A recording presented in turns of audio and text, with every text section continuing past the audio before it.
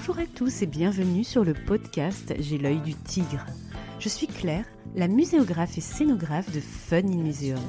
Mon métier, c'est d'aider les musées, les équipements touristiques et tous les professionnels du patrimoine à trouver des solutions pour booster, rendre waouh l'expérience de leurs visiteurs. Chaque semaine, je vous donne les stratégies, les astuces et surtout de la bonne humeur pour réinventer avec moi le monde des musées, les rendre plus fun et vraiment accessibles à tous. Alors mettez-vous à votre aise, installez-vous confortablement et c'est parti pour l'épisode du jour.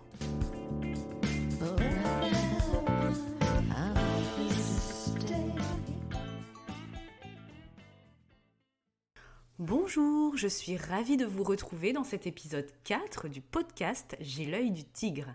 Je vous souhaite tous mes vœux pour cette nouvelle année 2021 et j'espère que vous arriverez au bout de vos projets d'exposition touristique universitaire grâce entre autres aux conseils de ce podcast. Avec cet épisode 4, nous prenons notre rythme de croisière avec un nouvel épisode chaque mardi suite à la publication des 3 épisodes piliers lors du lancement le 15 décembre dernier que vous avez peut-être écouté pendant vos vacances de Noël. Et si vous avez écouté les 3 premiers épisodes d'une traite mi-décembre, j'espère que l'attente n'était pas trop longue.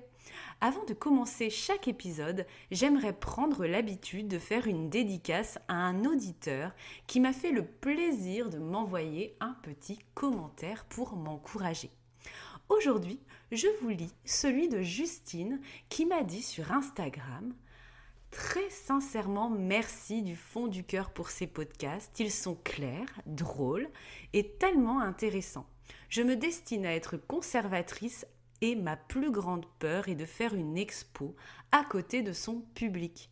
Et vos conseils sont tellement précieux, on n'en parle malheureusement pas encore assez. » Alors merci Justine, ce commentaire me touche vraiment droit au cœur. Le podcast est bien sûr aussi fait pour les étudiants, les professionnels de la culture en devenir et c'est vraiment mon but de vous donner quelques clés avant que vous vous jetiez dans le vide lors de votre premier stage, de votre premier poste ou de votre premier projet patrimonial et d'exposition.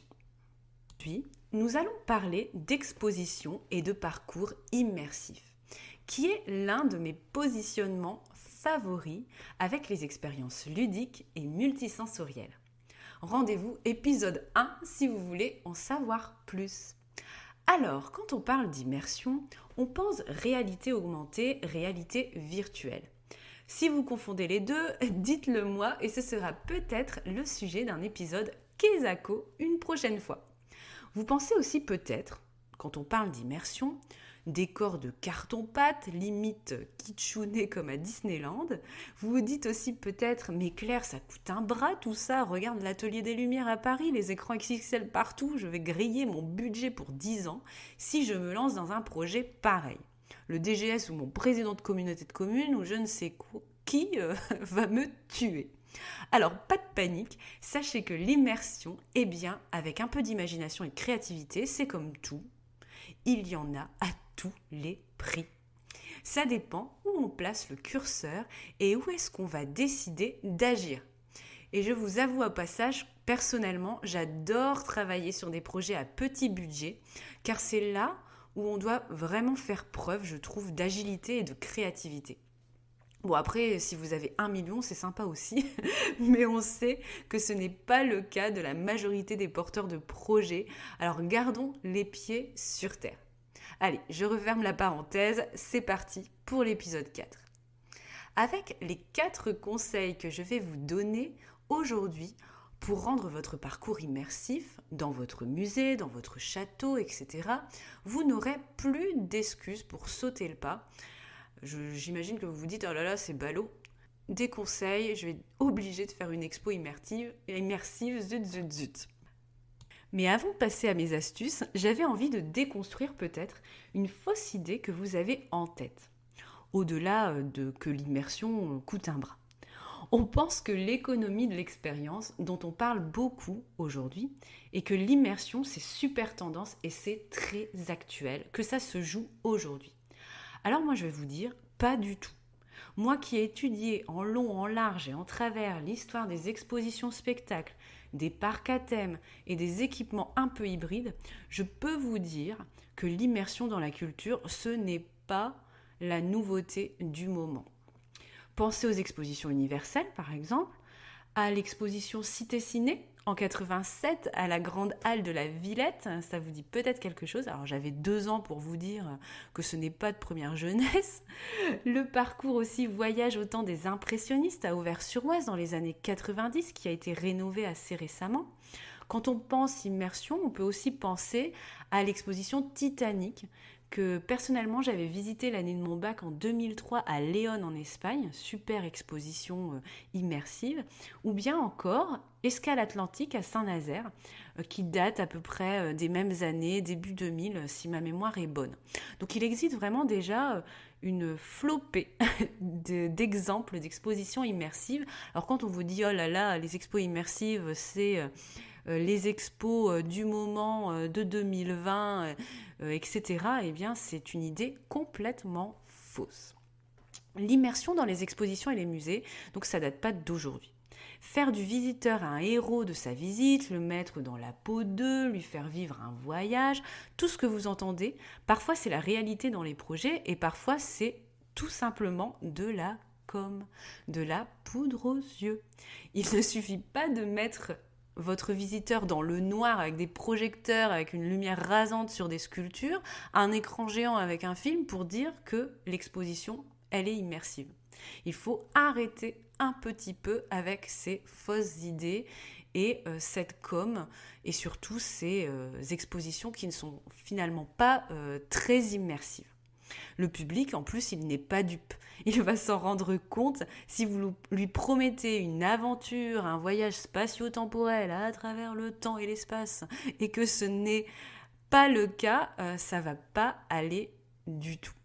Bref, pour une immersion réelle et subtile dans votre parcours de visite, vous avez 4 possibilités d'action que vous pouvez bien sûr cumuler entre elles avec un dosage variable comme dans une recette de cuisine. Premier ingrédient, si vous voulez embarquer le visiteur dans un univers, le faire voyager, ce qui coûte le moins cher, c'est d'intégrer de l'immersion dans votre scénarisation de parcours. Ça vous grille un peu de temps de réflexion et quelques neurones, ou au pire, vous faites appel à un muséographe pour vous aider un peu, mais bon, ça ne va pas vous coûter un bras. Souvenez-vous, un parcours de visite, une exposition, égale discours en 3 dimensions. Donc, s'il doit y avoir de l'immersion quelque part, c'est d'abord dans la manière de raconter les choses. Vous pouvez imaginer que vos séquences du parcours de votre exposition ou de votre parcours de visite en plein air sont des mondes à explorer, où les publics doivent relever des défis, où ils vont rencontrer des personnages. Vous pouvez en effet choisir que le visiteur suive un personnage narrateur qui a une personnalité, un angle de vue particulier sur le sujet, avec lequel on va pouvoir s'identifier, s'amuser, qui va nous montrer ce qui est important de regarder, de retenir, de faire dans cette exposition, etc. Et quand je parle de personnage narrateur, je ne parle pas seulement des mascottes pour les publics familles. Le travail de scénarisation peut être approfondi et il peut surtout s'adresser à plein de publics différents. Les mascottes, les personnages narrateurs, c'est pas seulement pour les publics familiales. Du coup, dans la rédaction de vos textes, dans le graphisme qui les met en forme, on va pouvoir travailler sur l'immersion grâce au storytelling. Pourquoi écrire souvent des textes d'expo avec un ton neutre et strictement informatif par exemple? C'est vraiment une question que je me pose. Pourquoi toujours, la plupart du temps en tout cas, faire ça? Pourquoi ne pas faire au contraire des jeux de mots, écrire à la première personne avec le jeu, en faisant des poèmes, je ne sais pas, en mode sketchnoting, pourquoi pas, miser sur des textes qui font rêver, qui collent au ton de ce que vous voulez faire ressentir au public, c'est vraiment important. Si vous voulez faire ressentir de l'évasion, du danger, de la joie de vivre, de la surprise, je ne sais pas, vous pouvez utiliser des jeux de mots accrocheurs et décalés qui vont apporter un discours vraiment différent, original et unique pour votre exposition. Alors les jeux de mots décalés, moi j'adore. Les petits clins d'œil dans la rédaction des textes, etc. pour interpeller les visiteurs, moi j'adore. Et souvent, je fais beaucoup rire mes clients avec ça. Je pense que s'ils m'écoutent, ils doivent sans doute avoir quelques anecdotes dans leur tête qui leur reviennent. Donc premier ingrédient, immerger votre visiteur grâce au discours, au scénario de visite. Osez vraiment l'immersion dans votre scénario d'exposition, c'est vraiment important. Deuxième ingrédient et conseil pour une exposition et un parcours vraiment immersif, misez sur les 5 sens. Alors ça, je vous le répéterai très souvent, mais c'est vraiment important. Repensez à mon exemple de Nocturama avec un éclairage rasant il y a quelques minutes. Vous agissez sur les yeux. Mais si vous ajoutez aussi ponctuellement une ambiance sonore, des chuchotements, une musique, une voix, des éléments à toucher en lien avec le thème, des diffuseurs d'odeurs pour agir sur le nez et le goût de votre visiteur, eh bien votre exposition, elle va être totalement autre chose. Elle va jouer sur plein de canaux sensoriels et émotionnels différents. Et là, vous allez vraiment proposer une exposition immersive à vos différents publics cibles. Et pas seulement en mettant le visiteur dans une pénombre et quelques jeux de lumière, ça ne suffit pas du tout. Si vous faites une exposition sur la mer, pourquoi pas ne pas faire sentir l'iode ou même le poisson pourri, pourquoi pas si ça participe au message et à l'émotion que vous souhaitez susciter chez le visiteur spectateur. Donc finalement, immersion, jouer sur les 5 sens et c'est égal à visuel, tactile, auditif, olfactif et gustatif. Troisième ingrédient pour de l'immersion, eh bien c'est le décor. Alors, pas besoin de miser sur l'immense décor de carton-pâte, Ça peut être aussi des papiers peints XXL sur vos cimaises avec des visuels échelle 1:1 qui permettent d'immerger vraiment le public dans un décor à moindre frais. Vous pouvez aussi proposer une scénographie avec des sas, des portes, des modules scénographiques à traverser. Vous pouvez aussi proposer quelques objets clés du thème de votre parcours où peuvent s'intégrer des textes, des manips, des images, des tonneaux par exemple, des caisses. Si on reste sur le thème de la mer, vous pouvez proposer aussi un gouvernail pour actionner et déclencher un contenu sonore. Vous pouvez proposer une proue où va se cacher une anecdote à trouver pour le visiteur, ou bien encore une longue vue pour observer des images d'archives. Voilà, vous allez utiliser des objets factices, bien évidemment, qui vont permettre aux visiteurs d'avoir un accès participatif au contenu, mais surtout avoir vraiment des clins d'œil sur le thème. Il va vraiment avoir tout un vocabulaire visuel, tactile, sensoriel, qui vont se rattacher au thème pour mieux l'immerger dans votre histoire, mieux l'immerger dans votre univers. Alors n'hésitez pas à vous abonner à mon compte Instagram car je publie souvent des petits conseils inspiration de ce type et mon identifiant, si vous ne le connaissez pas encore, c'est Fun in Museum. Quatrième ingrédient et conseil, c'est de mettre le visiteur en action. Donc, vous l'avez déjà compris avec l'aspect multisensoriel, si vous souhaitez lui faire comprendre une notion, le mieux, c'est qu'il expérimente en faisant des actions concrètes. Si vous faites une exposition sur l'espionnage, par exemple, vous allez lui proposer de décoder des messages secrets, de se confectionner peut-être le meilleur déguisement possible, avec une moustache, un chapeau, bon, peut-être un peu mieux travaillé, mais voilà, vous allez le mettre en défi, le mettre en défi de faire quelque chose de concret pour comprendre le sujet de votre exposition.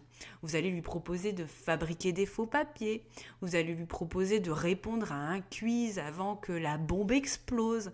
Je suis certaine que quel que soit le sujet de votre parcours de visite, vous pouvez trouver toujours des petits défis et des actions concrètes à faire réaliser à votre visiteur et à vos différents publics cibles en fonction de leur appétence pour qu'ils comprennent autrement qu'en lisant un texte ou qu'en regardant une vidéo ou qu'en écoutant une station d'audio guide.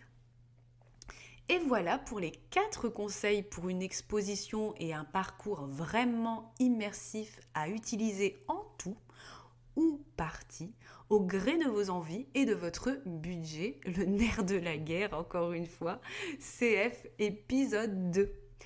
Premier ingrédient donc, immergez le public grâce à votre discours et au storytelling. Stop aux expos avec un ton strictement informatif, neutre et sans âme. Deuxième ingrédient, employez les 5 sens. Non aux expos où on passe son temps à lire et à regarder. Je reste vraiment polie, mais non d'un petit bonhomme en mousse, oubliez vraiment ces expositions sans un parti pris multisensoriel. Il faut vraiment jouer sur tous les canaux et les modes d'apprentissage. C'est vraiment la clé aussi de l'accessibilité des musées et du patrimoine pour tous. Troisième ingrédient, le décor et les objets symboles qui vont être des clins d'œil et qui vont créer un univers, un espace-temps particulier. Vous allez vraiment embarquer vos visiteurs en jouant sur les détails et la subtilité. Quatrième ingrédient, mettez le visiteur en action en lui proposant des défis, des actions concrètes liées au thème. Alors, je vais vous donner un petit exercice, un petit devoir à la maison. Si vous souhaitez vous lancer dans la conception d'un parcours immersif, immersif, c'est dur à dire, je vous conseille de faire un tableau avec plusieurs colonnes. Ceux qui connaissent mes livrables et mon travail savent très bien que je ne jure que par les matrices très concrètes pour découper la réflexion plutôt que 15 pages de concepts tirés par les cheveux. Alors dans ce tableau, vous allez faire plusieurs colonnes qui représentent les volets où vous pouvez jouer sur l'immersion. Par exemple, une colonne le discours, une colonne les collections, une colonne la médiation, une colonne graphisme, numérique, une colonne décorum, une colonne couleurs, matériaux, etc. Et dans ces colonnes, vous allez inscrire toutes vos idées qui permettraient de rendre plus immersive et surtout plus subtile l'expérience de visite par rapport à votre sujet, à votre cahier des charges d'exposition et de parcours de visite. Souvenez-vous, Funky Cocotte, épisode 2, si vous êtes un peu perdu sur la notion de cahier des charges. Et voilà, l'épisode touche à sa fin. J'espère que vous partez encore avec de l'inspiration et de belles idées en tête pour vos projets en cours et futurs. Je vous souhaite une très belle journée, matinée, après-midi, soirée, où que vous soyez, au bureau, à la maison, dans votre voiture ou au musée si ça réouvre un jour. On est en 2021, en janvier, on ne sait pas encore ce que va être l'avenir, mais voilà. Prenons notre mal en patience, gardons espoir, ça va réouvrir un jour. Je vous dis à mardi prochain pour commencer une mini-série de 3 épisodes sur le numérique au service des musées et du patrimoine. Et si vous voulez me soutenir dans cette démarche de podcasting, n'hésitez pas à partager les épisodes sur les réseaux sociaux et à votre audience, par mail, etc. Il existe, que ce soit sur le lecteur Ocha ou sur les plateformes d'écoute, des liens de partage pour pouvoir faire connaître le podcast et me motiver à enregistrer d'autres épisodes. Merci à tous si vous prenez le temps de le faire et merci de m'écouter encore pour ce 4e épisode. À bientôt et gardez l'œil du tigre.